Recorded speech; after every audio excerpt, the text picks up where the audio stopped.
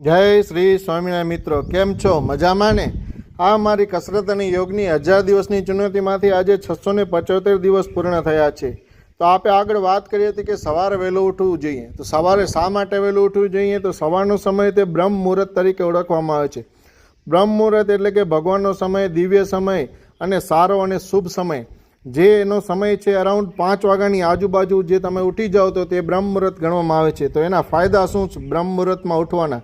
તો બ્રહ્મ મુહૂર્તમાં ઉઠવાના ફાયદા એ છે કે માનસિક શાંતિ મળે, વિદ્યાભ્યાસ માટે શ્રેષ્ઠ સમય મળે, આધ્યાત્મિક ઉર્જા મળે, હવા શુદ્ધ હોય, પ્રાણવાયુથી ભરપૂર હોય અને તમારા દિવસની શુભ શરૂઆત થઈ શકે છે. તો તમે જો તમારી જાત માટે કંઈ પણ કરતા હો તો તમે બ્રહ્મ મુહૂર્તમાં ઉઠી ને તમારા પોતાના આત્મચિંતન કરવું તે સમય બહુ શ્રેષ્ઠ હોય છે. જો તમને અમારો વિડીયો ગમ્યો હોય તો શેર, સબસ્ક્રાઈબ અને લાઇક કરવાનું તો ભૂલતા નહીં. ધન્યવાદ.